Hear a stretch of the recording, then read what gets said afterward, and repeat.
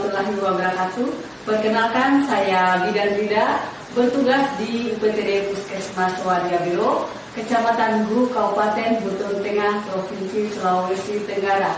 Pada kali ini saya akan melakukan mekanisme pengisian buku GAIA pada ibu hamil, dimulai dari trimester pertama, kedua, dan ketiga.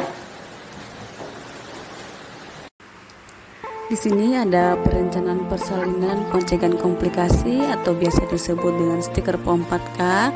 Identitasnya semua diisi dari nama Ibu Musrifah, tafsiran persalinan tanggal 08 November 2022, penolong persalinan bidan beserta nomor HP-nya, tempat persalinan di UPTD Puskesmas Wadia Biro, pendamping persalinan keluarga beserta nomor HP, transportasi ambulans atau mobil, calon donor pendonor darah, Hamsia selaku ibu kandung dan beserta nomor HP-nya.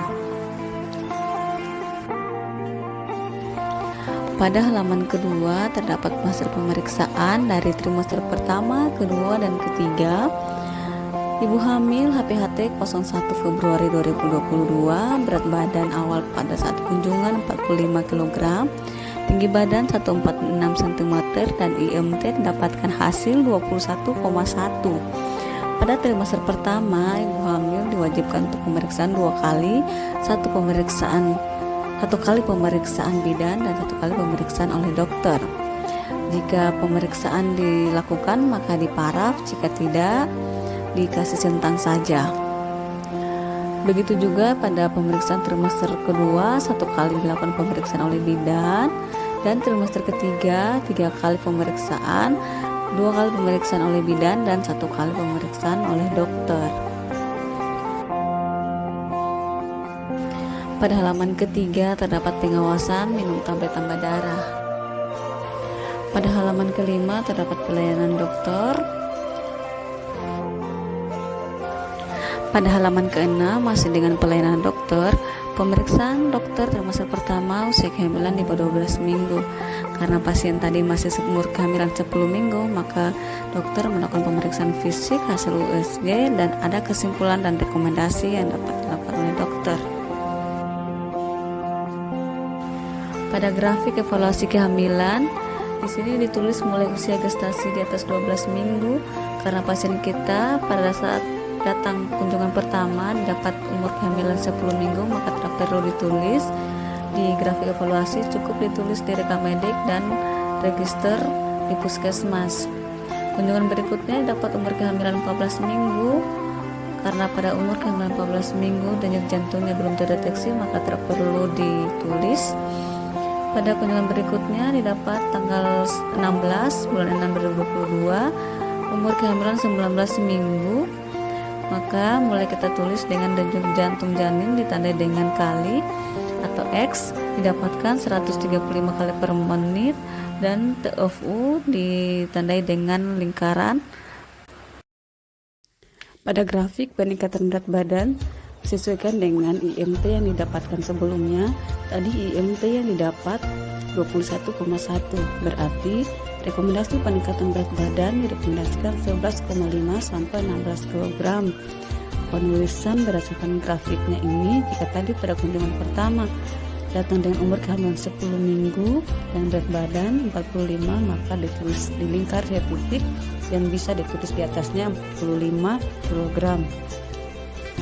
Seterusnya, jika kunjungan berikutnya disesuaikan dengan umur kehamilan dan peningkatan berat badan.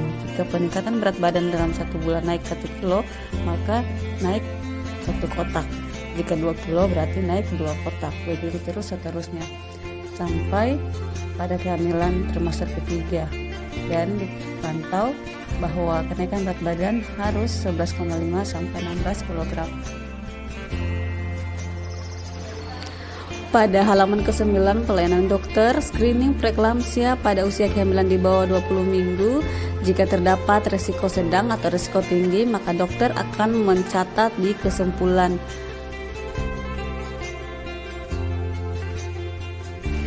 Pada halaman 10, 11, dan 12 masih dengan pelayanan dokter, lembar pemeriksaan dokter pada trimester ketiga ini, dokter akan melakukan pemeriksaan fisik dan mengkaji apakah keadaan ibu baik atau tidak. normal atau tidak, dan terakhir akan dokter memberikan kesimpulan dan rekomendasi apakah persalinan dapat dilakukan di FKTP atau dirujuk ke FKRTL.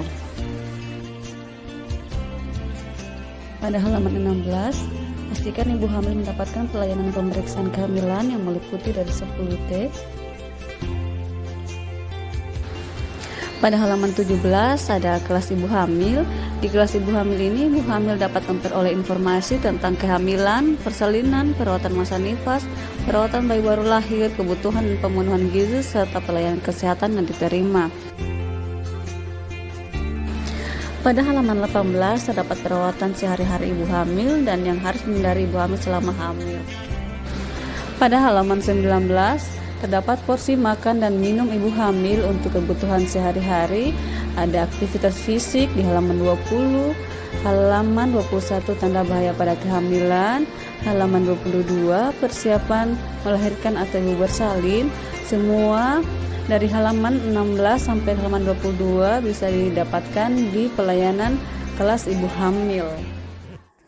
Demikianlah tadi pengisian buku KIA pada pelayanan ibu hamil. Bumil sehat, bayi sehat. Wassalamualaikum warahmatullahi wabarakatuh.